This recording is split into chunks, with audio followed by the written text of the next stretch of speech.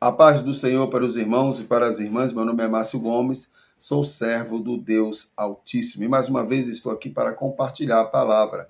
Palavra essa que salva, que cura, que liberta e que leva o homem para o céu. O texto fica aqui na carta de 2 Crônicas, no livro de 2 Crônicas, capítulo 7, versículos de número 14 e 15. Diz assim a palavra de Deus: Se o meu povo, que se chama pelo meu nome, se humilhar e orar, e me buscar, e se converter dos seus maus caminhos, então eu ouvirei dos céus, perdoarei os seus pecados e sararei a sua terra. Estarão abertos meus olhos e atentos meus ouvidos à oração que se fizer neste lugar. No contexto aqui de 2 Crônicas, capítulo número 7, Salomão, ele acaba de concluir a construção do templo. E Deus está falando para ele aqui.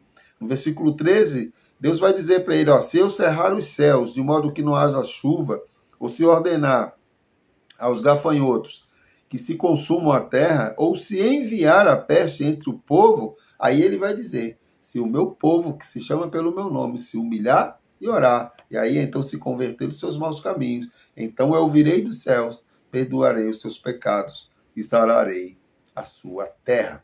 No contexto aqui de Salomão, no período veterotestamentário, Deus ele se fazia presente no templo. Ele se apresentava aos sacerdotes ali no templo e eles direcionavam o povo.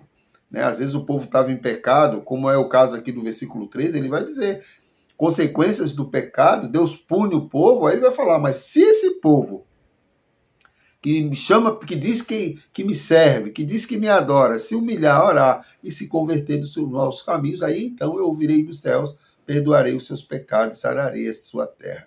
Hoje, Deus não se faz presente no templo físico, na igreja, na estrutura, mas Deus se faz presente, o próprio Jesus falou, onde tiver 2 ou 3 reunidos, ali eu me farei presente, Quando Jesus é crucificado naquela cruz e morre ali naquela cruz, ele, a partir daquele momento da morte e ressurreição de Cristo, o véu se abre, ou seja, agora todos têm acesso a Deus.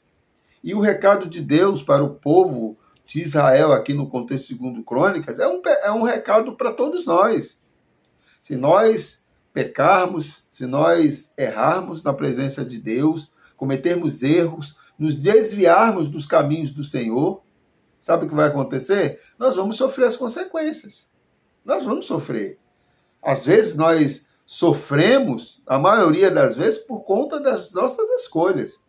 E aí vem a punição também por conta dos nossos erros.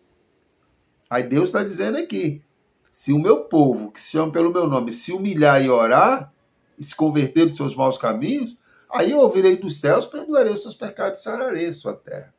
Meu irmão, não tem pecado que Deus não possa perdoar. O que Deus espera do homem é um coração aquebrantado, é um coração contrito. É você se reconhecer como pecador. Lá na primeira epístola de João, capítulo 1, versículo 9, ele vai dizer que se nós confessarmos os nossos pecados, ele é fiel e justo para nos perdoar e nos purificar de toda injustiça. O que Deus quer do pecador arrependido é que ele se humilhe, é que ele ore, é que ele busque, é que ele se converta dos seus maus caminhos. E nós precisamos fazer isso. Não precisa ninguém dizer para nós, meu irmão, minha irmã, que nós estamos errados. No fundo, nós sabemos. Às vezes a pessoa comete um adultério, aí ele vai conversar com o pastor, o seu líder, sobre aquela questão, mas ele sabe que ele está errado. Por mais que ele tente justificar por que ele cometeu um adultério, ele sabe que está errado. Por mais que a pessoa tente justificar o motivo de ter cometido algum roubo, algum furto, ele sabe que está errado. Por mais que ele tente justificar um homicídio, ele sabe que ele está errado. Ele sabe que ele está errado. Se você for dentro de um presídio, todos que cometeram crimes, no fundo, no seu íntimo, eles sabem que aquele comportamento é errado. E quando nós temos comportamentos que desagradam a Deus, que nós chamamos de pecado, que nos distancia de Deus, a tendência é nós sofrermos. Agora, Para não sofrermos, meu irmão, minha irmã, é necessário que nós venhamos a nos arrepender. Você precisa se arrepender. Eu preciso me arrepender. Nós precisamos confessar os nossos pecados diante de Deus. Confessar pecado. Porque se o meu povo, essa palavra é para mim e para você, se o meu povo que está sofrendo, vou parafrasear, se o meu povo que está sofrendo por algum tipo de pecado, se o meu povo que está amargurado, coração quebrantado por conta de um erro, de um pecado, se esse povo se humilhar e orar e mudar o seu comportamento, aí então eu virei dos céus, perdoarei os seus pecados e sararei a sua terra. Que Deus tenha misericórdia de nós. Que possamos, meu irmão, minha irmã, botar em prática esta palavra.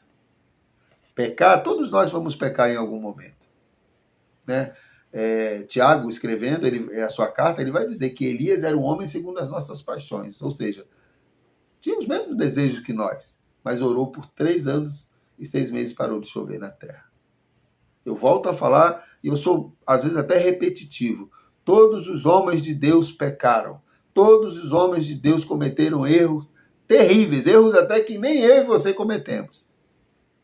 Mas a diferença deles é para o mundo lá fora, para o pecador que vive na prática do pecado, é que eles se arrependeram.